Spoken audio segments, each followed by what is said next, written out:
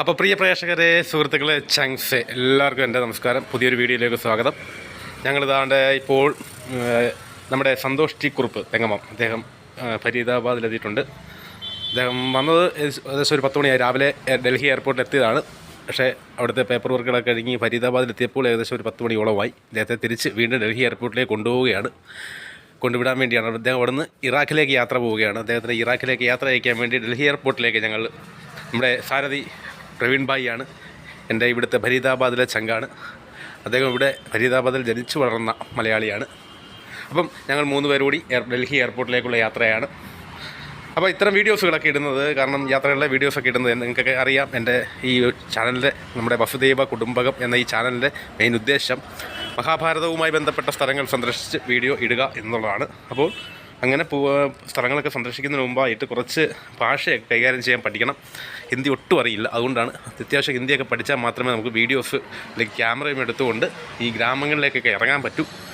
അപ്പോൾ അത്തരത്തിൽ എനിക്കൊരു അനുഭവം ഉണ്ടായിട്ട്, കാരണം ഞാൻ ഒരു ദിവസം ഇതുപോലെ വീഡിയോ എടുത്ത് മാർക്കറ്റിൽ, ഇത് കെ ഡി പുല്ലെന്ന് പറഞ്ഞ സ്ഥലത്ത് മാർക്കറ്റിൽ, വലിയ മാർക്കറ്റാണ്, അവിടെയൊക്കെ ഈ വീഡിയോ എടുത്തുകൊണ്ട് ചെന്നപ്പം അത് പ്രവീൺ ഭായി കൂടെ ഉണ്ടായിരുന്നു. അപ്പോൾ പ്രവീൺ ഭായിയുടെ അവർ ഹിന്ദിയിൽ പറഞ്ഞു ഇങ്ങനത്തെ വീഡിയോ എടുക്കാൻ പാടില്ല, പക്ഷേ എനിക്കത് മനസ്സിലായില്ല. അപ്പോൾ നമുക്ക് അങ്ങനെ എന്തെങ്കിലും പ്രശ്നങ്ങൾ ഉണ്ടാകുമ്പോൾ അവരെ പറയുന്ന കാര്യങ്ങൾ മനസ്സിലാക്കുവാനായിട്ട് അത്യാവശ്യം ഭാഷ കൈകാര്യം ചെയ്യണം. അതുകൊണ്ട് തന്നെയാണ് അത്തരം വീഡിയോസിലേക്ക് ഇപ്പോൾ ഇറങ്ങാത്തത്. അതുകൊണ്ടാണ് ഇത്ര യാത്രകളുടെ വീഡിയോവും മറ്റ് എൻ്റർടൈൻമെൻറ്റ് വീഡിയോസൊക്കെ ഇടുന്നത്. അപ്പോൾ എല്ലാവരും സപ്പോർട്ട് ചെയ്ത്, ലൈക്ക് ചെയ്ത്, സബ്സ്ക്രൈബ് ചെയ്ത് കൂടെ നിൽക്കുക. അപ്പോൾ ഞങ്ങൾ ഡൽഹി എയർപോർട്ടിലേക്കുള്ള യാത്രയാണ്. ഞാനുണ്ട്, സന്തോഷ് ഭായി ഉണ്ട്. സന്തോഷ് ഭായി നല്ല ക്ഷീണത്തിലാണ്, രാവിലെ മുതൽ യാത്രയല്ലേ, അദ്ദേഹം നല്ല ഉറക്കത്തിലാണ്. പ്രവീൺ ഭായി ഉണ്ട് ഡ്രൈവ് ചെയ്യുന്നത്. പിന്നീട് ഇപ്പം ശരിക്കും പറഞ്ഞാൽ നമ്മൾ നിൽക്കുന്നത് ഹരിയാനയാണ് ഞാൻ നിൽക്കുന്നതെങ്കിൽ ഹരിയാന ഒരുപാട് സ്ഥലങ്ങൾ, മഹാഭാരതവുമായി ബന്ധപ്പെട്ട സ്ഥലങ്ങളുണ്ട്. കാർണൽ, കുരുക്ഷേത്ര, അങ്ങനെ ഒട്ടനവധി സ്ഥലങ്ങളുണ്ട്. അപ്പോൾ ഇപ്പോൾ എല്ലാം പോയി വീഡിയോ എടുക്കണം. വീഡിയോസൊക്കെ എടുത്ത് നിങ്ങൾക്ക് വേണ്ടി ചാനലിൽ ഇടണം.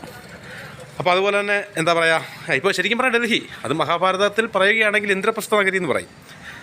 പണ്ട് അഗ്നിദേവൻ ഗാന്ധീവ വനം ദഹിപ്പിച്ച് അഗ്നിക്കിരയാക്കിയിട്ട് അവിടെ മയൻ എന്ന അസുരൻ, അതായത് അസുര ശില്പി, മയൻ എന്നാണ് അദ്ദേഹത്തിൻ്റെ പേര്.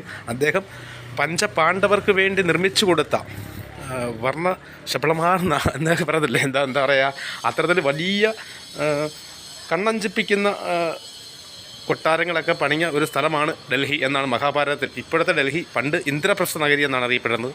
ആ ഡൽഹിയിലൂടെയാണ് ഇപ്പോൾ ഞങ്ങളുടെ യാത്ര. അപ്പം ഞങ്ങളിപ്പോൾ ഏകദേശം ഇവിടെ നെഹ്റു പ്ലേസ് എന്ന് പറയുന്ന സ്ഥലമൊക്കെ ആവാറായി. അപ്പം അങ്ങനെ അങ്ങോട്ട് പോയിക്കൊണ്ടിരിക്കുകയാണ്. ഇപ്പം എയർപോർട്ടിലേക്ക് പോവുകയാണ്. ഇദ്ദേഹത്തെ കൊണ്ടുവിടാൻ വേണ്ടിയാണ്, സന്തോഷനെ കൊണ്ടുവിടാൻ വേണ്ടിയാണ് പോകുന്നത്. അപ്പോൾ എല്ലാവരും വീഡിയോസുമൊക്കെ കാണണം, അഭിപ്രായങ്ങൾ പറയണം, ലൈക്ക് ചെയ്യണം, സബ്സ്ക്രൈബ് ചെയ്യണം ചാനൽ. അപ്പോൾ എന്താ പറയുക, നമുക്ക് എന്ത് രസമാണ് അല്ലേ, നല്ല നീറ്റ് ആൻഡ് ക്ലീനാണ് ഡൽഹി. ഞാനൊരു 5 വർഷം മുമ്പ് ഡൽഹിയിലുണ്ടായിരുന്നു. നമ്മുടെ കൊറോണ ഇന്ത്യയിൽ വ്യാപിക്കുന്ന സമയങ്ങളിലൊക്കെ ഞാൻ ഡൽഹിയിലുണ്ടായിരുന്നു. ഞാൻ ഫരീദാബാദിലുള്ള ഒരു വ്യക്തിയെ നമ്മുടെ ഡൽഹി മായാപുരി എന്ന് പറയുന്ന സ്ഥലത്ത് രാവിലെ കൊണ്ടുവിടുകയും തിരിച്ച് വൈകിട്ട് പിക്ക് ചെയ്യുകയും ചെയ്യുമായിരുന്നു.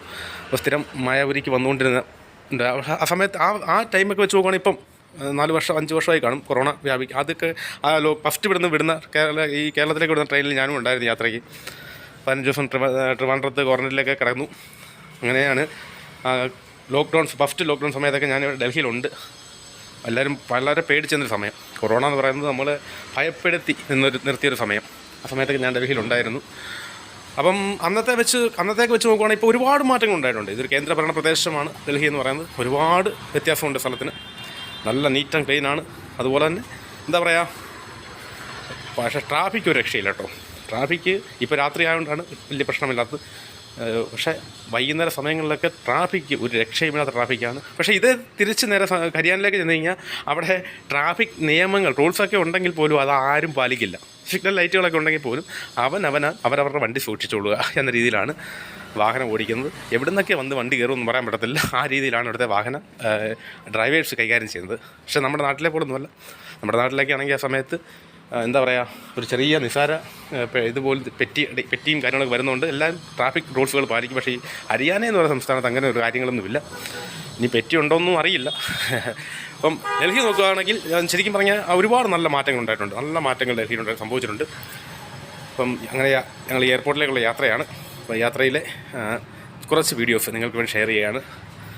കുറച്ച് ക്യാമറ ക്ലാരിറ്റി കുറച്ച് ഇതുണ്ട്. പിന്നെ കുറച്ച് എന്താ പറയുക, വീഡിയോ എടുക്കുന്നതിൽ കുറച്ച് പ്രശ്നങ്ങളൊക്കെ ഉണ്ട്. അതൊക്കെ പരിഹരിക്കാനുള്ള പോംവഴികൾ കണ്ടെത്തുന്നുണ്ട്. അപ്പോൾ എല്ലാവരും സപ്പോർട്ട് ചെയ്യുക, ലൈക്ക് ചെയ്യുക, സബ്സ്ക്രൈബ് ചെയ്യുക. വീണ്ടും ആവർത്തിക്കുകയാണ്. പിന്നെന്താ, പ്രവീൺ ഭായി ആണ് ഡ്രൈവ് ചെയ്യുന്നത്. അദ്ദേഹം നമ്മുടെ ഇവിടുത്തെ ഏകദേശം നമ്മുടെ നാട്ടിലെ ഒരു നമ്മളിപ്പോൾ ഞാൻ എൻ്റെ നാട്ടിലും കുറേ വീടുകളിലെ വാഹനങ്ങൾ ഓടിക്കാൻ പോകുമായിരുന്നു. അതുപോലെ ഇവിടുത്തെ മിക്ക മലയാളികളുടെയും അല്ലെങ്കിൽ ഹിന്ദിക്കാരുടെയൊക്കെ ഒരു പേഴ്സണൽ ഡ്രൈവറാണ് അദ്ദേഹം. അദ്ദേഹത്തിന് മിക്ക റൂട്ടുകളും കാണാപ്പാടമാണ്. അദ്ദേഹം ഇവിടുത്തെ തന്നെ നാട്ടിൽ പത്തനംതിട്ടയാണ് അദ്ദേഹത്തിൻ്റെ സ്ഥലമെങ്കിലും ഏറ്റവും കൂടുതൽ ജനിച്ചതും വളർന്നതും പഠിച്ചതൊക്കെ ഇവിടെ തന്നെയാണ്. പിന്നെ നാട്ടിൽ പത്തനംതിട്ട, കൊല്ലം രണ്ടിടത്തായിട്ടാണ് സ്ഥലം. പോയിട്ടൊക്കെ വരും. പോയിട്ട് ഇവിടെ തന്നെയാണ് പുള്ളി. പ്രവീൺ ഭായിയാണ് വാഹനം ഡ്രൈവ് ചെയ്യുന്നത്. സന്തോഷം നല്ല ഉറക്കത്തിലാണ്.